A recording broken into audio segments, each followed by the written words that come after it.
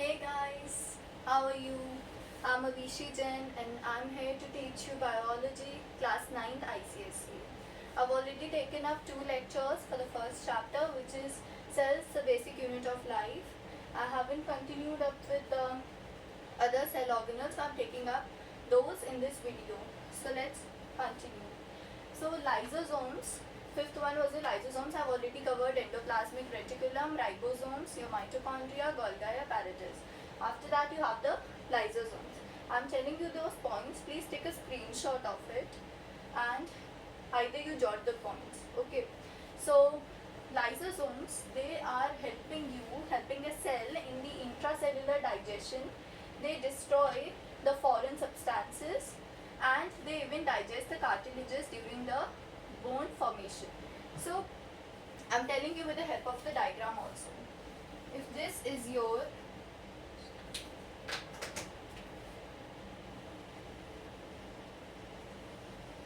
your animal cell, this is your nucleus. Here you have this lysosome. Now this lysosome, something this kind of structure, this is your lysosome.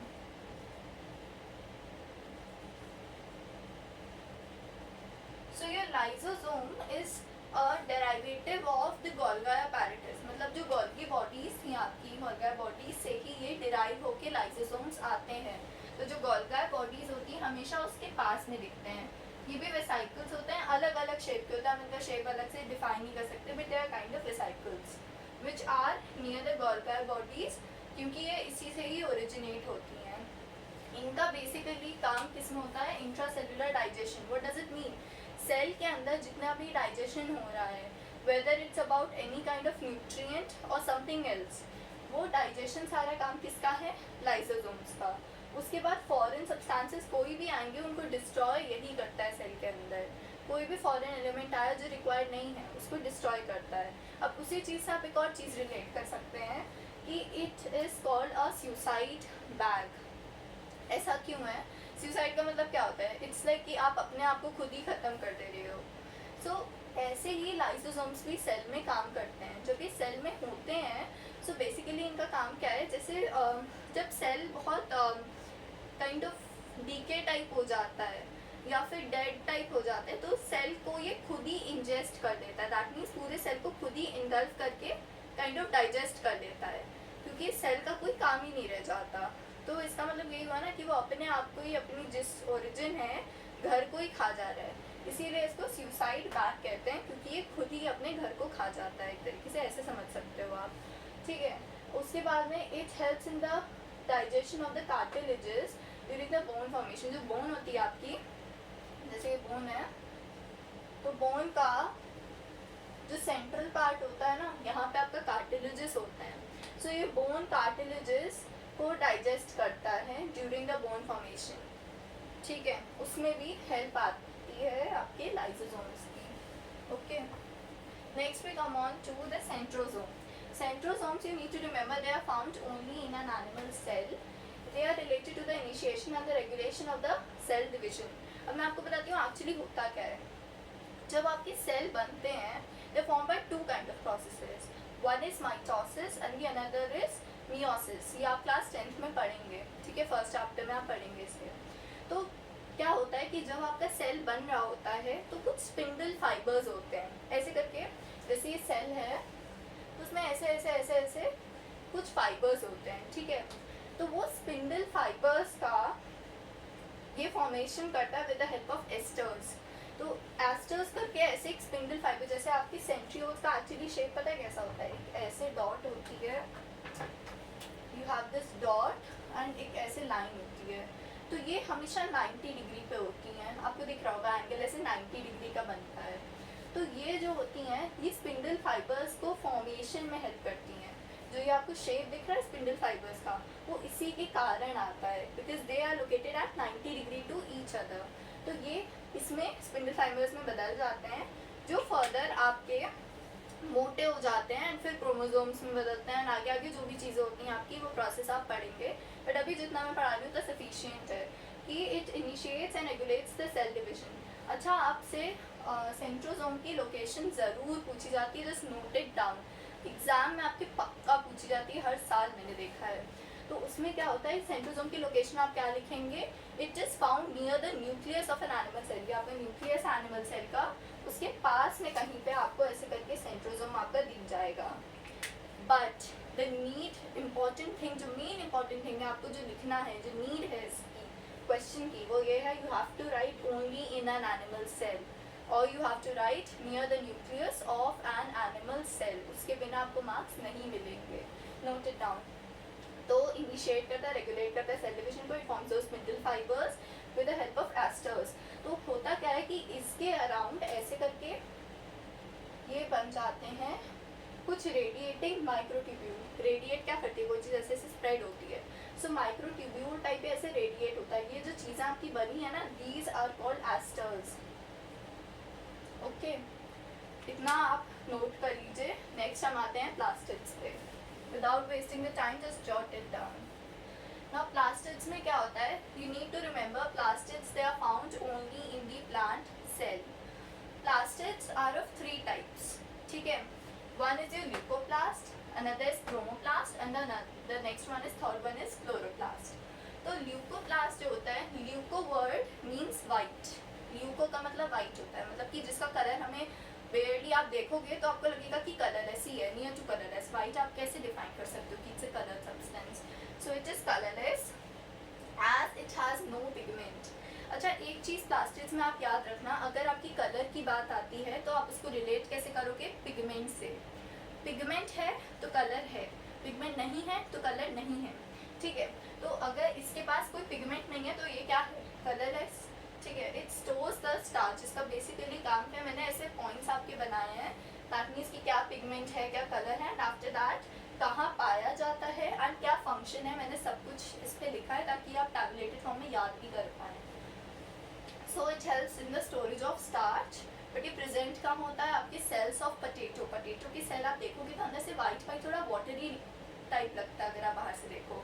सो ये आपका starch store करता है, क्योंकि underground होता है ना potato, आप जब उसको निकालोगे तो that is kind of watery structure जो आपको अंदर खोलने पे वाइट वाइट दिखता है, जूसी टाइप होता है, ठीक है, इसीलिए स्टार्च स्टोर करता है।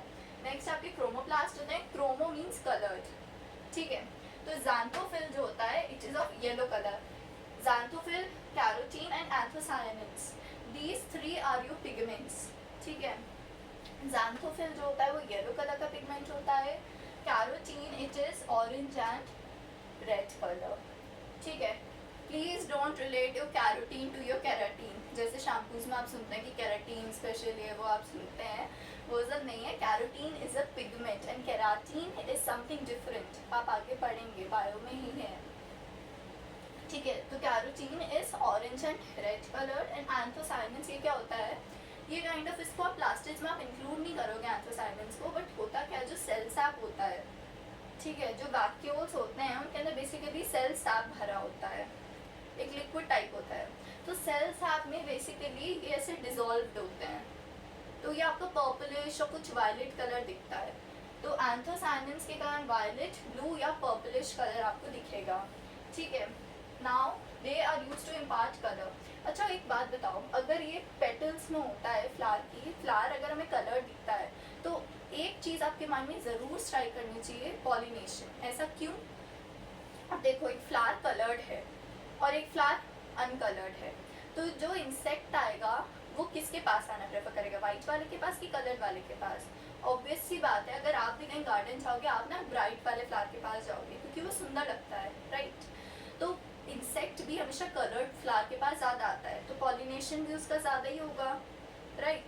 इसीलिए it helps in imparting the colour, ताकि पॉलिनेशन ज़्यादा हो, तो जितने भी आपके ट्रांसफ़र करने आपके पॉलिन ग्रेन्स वो सब भी आपका जल्दी होगा, तो पॉलिनेशन में हेल्प करता है and it is found in the petals of the flowers.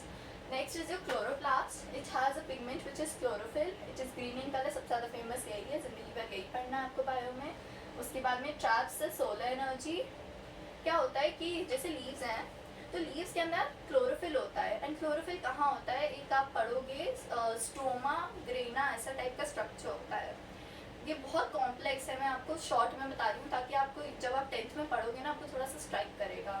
तो जो थैलेकॉइड्स होते हैं उनके अंदर क्लोरोफिल होता है, तो सनलाइट जब उस पर आती है तो उसको पकड़ के रख लेता है ताकि प्रोसेस जो फोटोसिंथेसिस की है वो आगे बढ़ता है। बस इतना याद रखो, पॉइंट्स याद करो, दैट्स इनफ फॉर यू। ठीक है, it traps the solar energy for photosynthesis, simple. इसीलिए अब बताओ फोटोसिंथेसिस से क्या बनता है, प्लांट के अंदर खाना बनता है, इसीलिए आपकी क्लोरोप्लास्ट को किचन ऑफ द सेल भी बोला जाता है, राइट। अब इनके पास they have their own DNA, तो ये डिवाइड कर सकते हैं, डीएनए है डिवाइड कर सकते हो, ऐसे याद करो, D for DNA, D for divide, DNA है आप डिवाइड कर सकते हो। सो क्लोरोप्लास्ट एंड द माइटोकॉन्ड्रिया, ये भी आप याद रखना।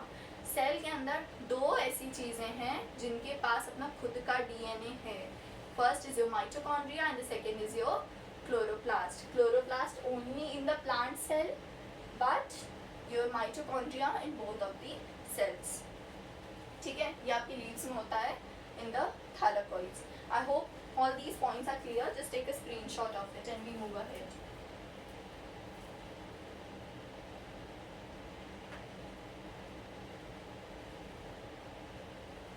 अच्छा, आप एक चीज़ और याद रखना, जैसे आपकी जो अनराइप चिलीज होती हैं, हरी मिर्ची जिसे आप कहते हैं, एंड जो रॉ टमेटोज होते हैं वो थोड़े ग्रीन कलर के जो टमाटर नहीं आते हैं। अब आप सोचते होगे कि टमाटर तो रेड होता है बट ये ग्रीन कैसे हो गया। एक्चुअली होता क्या है कि चिलीज में और जो आपके टमेटोज होते हैं उनके अंदर क्लोरोफिल होता है, ठीक है।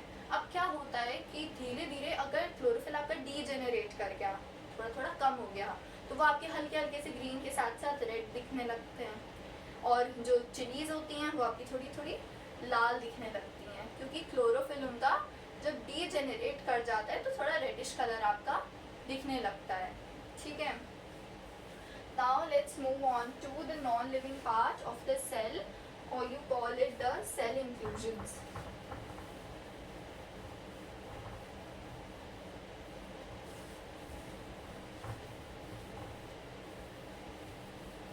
अच्छा, एक चीज़ आप याद रखना कि जो मैंने आपको गोल्गी बॉडीज़ का पढ़ाया था उसके दो फंक्शन होते हैं। पहला फंक्शन था it is for the secretion of the enzymes, but जो दूसरा फंक्शन होता है वो मैं आपको शायद बताना भूल गई, it is helping in the formation of acrosome of a sperm. Now what is it, let me show you, okay.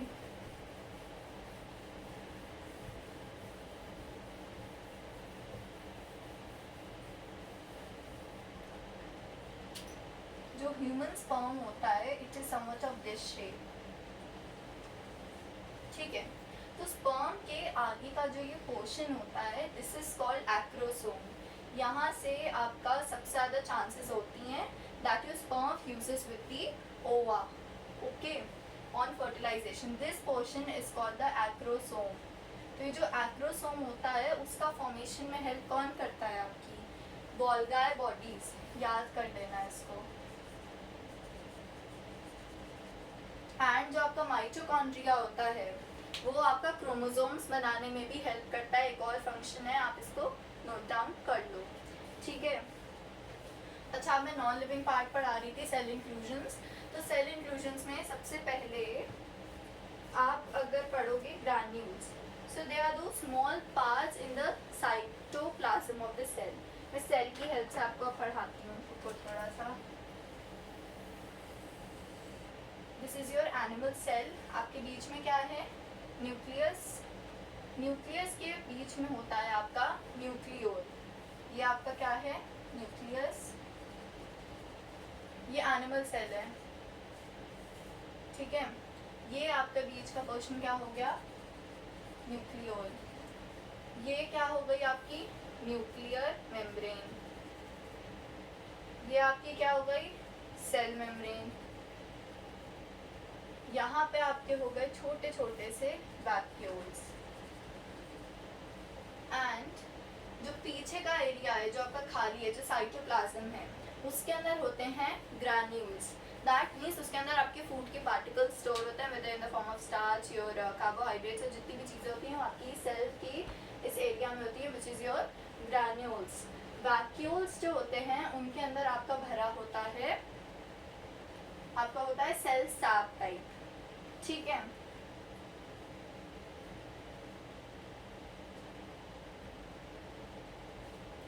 Now जो वैक्यूल्स हैं आपकी, they are having a covering, जो कवरिंग होती है इनकी या मेम्ब्रेन बाहर की वैक्यूल की, this membrane is called tonoplast.